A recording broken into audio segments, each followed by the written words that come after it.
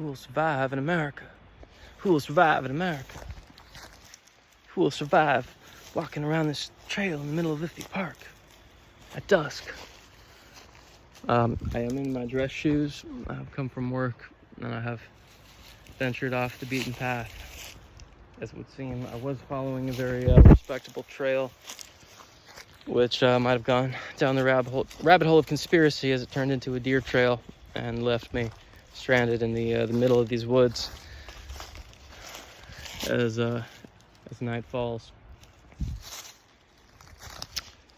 What better metaphor than to record a video about this show that I'm going to be starting. I've been calling it a podcast, but it's not a podcast. It's a news magazine, and it's going to be called Who Will Survive in America? Who will survive in America? Who will survive in America? Of course, taken famously from Gil Scott-Heron. All respect. Comment number 1, which was more famously sampled later on by Kanye West. But I remember learning Kanye West being my greatest hero of all time. Can't speak his name without praising the love. Number 1 most inspirational artist and human alive today. But my first experience with Gil Scott-Heron was in college in an ethnomusicology course, and I fell in love with this spirit that I equated very much with punk rock, even though it had a very different lens from which I could approach it, and from which it was speaking to me. As comment number 1 is quite a critique on white liberal college students trying to be activists and saying don't even try to understand my experience. But regardless, I will name my show Who Will Survive in America, because that spirit is the spirit that I'm stepping forward with. And what a better place to begin the conversation of the world in 2023, entering 2024 and beyond, than who will survive in America. Gil Scott-Heron also famously penned "The Revolution Will Not Be Televised," which is another beautiful piece. Very, very worthy of checking out. I recorded a video that wasn't at dusk in the middle of the park, off the trail, lost in the middle of the park. It was a very respectable introduction to this show that I would like to create. But I had I got off work today and got dinner with my father. And that always puts me in a different place, having this conversation of how I want to step forward into the world and saying, Dad, this is what I'm going to create. This is the show that I'm trying to bring to light and then to bring into the world at this moment. And these are my intentions for it. And very supportively, he always asks me these questions that sort of throw me for a loop and get me to dig deeper and really figure out why I'm doing this. And in that light, I wanted to record a new video. I took a beautiful walk through the park and ended up on this journey. But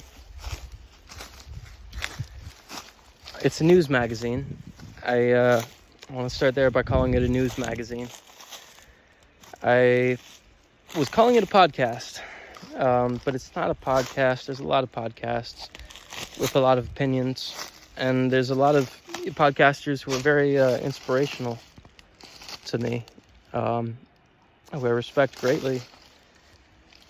But at the end of the day, I'm trying to do something different than that platform. It's a news magazine, and it's a show more than it is a podcast.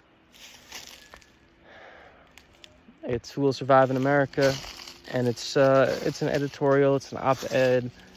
Really, it's just me with a microphone and a camera, pointing that camera and that microphone at people who I'm curious. What is your perspective What is your story, really? More than anything else, at the end of the day, who will survive in America is storytelling. And it's what stories do I want to tell? And the first story that I have lined up is to shine a light the story of the underground hip hop scene in St. Louis right now. I lived out in St. Louis for a couple years, and I've got some connections in that industry that I'd like to turn into some interviews for this show moving forward. I clock into work. I open the office at 9 a.m. every day, and in the first hour or so of my day, usually I make a cup of coffee, and I read the Wall Street Journal. Primarily is my source of information. I also watch Fox News. I also watch the War and Peace Report, Amy Goodman, PBS NewsHour.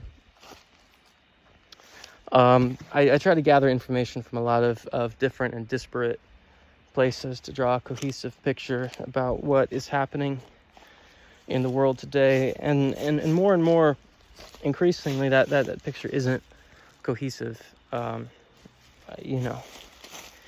Even with disagreements, I can't draw a total picture of what's happening in the world today. The top story, according to the Wall Street Journal, is Moody's downgrading ratings of various banks across the U.S. Of course, that's a very important story that I think needs to be brought to light.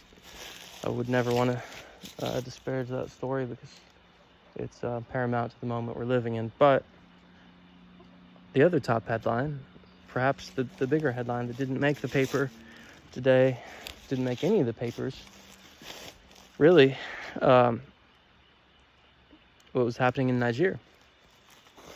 And I had to find that out through my Instagram feed from a repost of a TikTok video of all the soldiers lined up in Niger.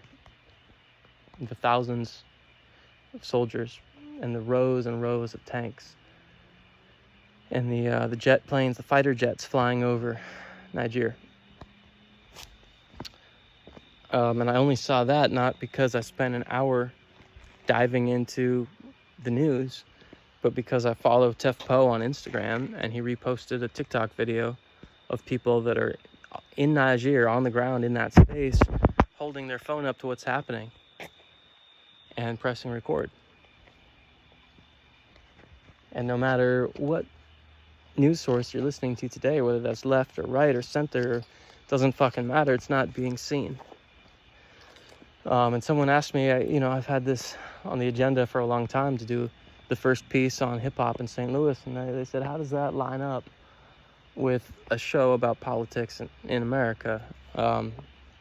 One, it doesn't need to. Politics is an afterthought. The truth is the experience of what's happening in all of our lives, and we're all Americans sharing this collective experience together. And if I can give someone a microphone and have them tell their story, if I feel like it's a compelling story, as hip-hop in St. Louis so certainly is, then it's worthy of being told. But I think it is certainly important to point out that the primary news source I got today was not from any legacy media source. It was from social media. And in that light, Who Will Survive in America is not a podcast. It is a report of what's happening on the ground in America right now. It's me with that camera on social media saying, let me interview you. Come here. Tell me your story. Tell me what you care about. Who are you? And why, what do you see happening, and why does that matter? Why does that matter to your life? And why should it matter to my life? Maybe I can think completely different from you. Maybe we have completely different life experiences. Maybe we have completely different viewpoints at the end of the day about what's happening, or about what should happen, or about our opinions on all of this shit. But it doesn't matter. What matters is the experience of connectivity, because whether I love you or I hate you or I agree with you or I disagree with you, at the end of the day, we're still surviving together in this country, and we're sharing this experience. And that's who will survive in America. I want to do other pieces on housing and homelessness, crime epidemic, whatever lens you want to look at it through, but I want to go into those tent cities in Portland or San Francisco or wherever it is. I want to go into those tent cities and interview those people that are living that experience and say, okay, what does your America look like? What do you care about? Do you want to get out of here? What got you here? And are you trying to build something else out of this? Or are you content being here? I want to tell the whole story from everyone that wants to sit down and talk to me. I want to tell the story of cannabis in Southern Oregon and in California, and legal cannabis, illegal cannabis. I've got connections in that space from my time in the industry. And I can tell a very compelling story with those interviews about what's happening right now in cannabis in California. It's an important story to be told. And there's a lot of other stories I want to tell as we're in this politically charged moment leading up to potentially the most divisive election in my lifetime, certainly. What stories do we want to tell around this space, what's happening right now? My only perspective is curiosity. I have opinions, I'm not going to deny that, but my opinion at the end, my driving force at the end of the day, my heart is curiosity, and finding people, no matter what they believe, that believe it, and why do you believe that, and what informs your belief, what inspires you to feel that way. That's what I want to get to the truth. That's what I want to get to the heart of, and that is who will survive in America. So this is where we're starting. It's going to go, and I'm going to go with it no matter where it goes, whether it takes off and 5 people watch it, or whether I'm out there and then people somehow say that guy is speaking some truth. Who else is going to fucking do it? You're either getting misinformation from Facebook, or you're getting partial information from your news sources, or you're getting just the bare minimum snapshots of what's happening in the world from your phone. All I want to do is shine a broader light about what I see in front of me, and who I care about, who I feel inspired by to ask questions to and talk to, and at the end of the day say, who will survive in America? God bless.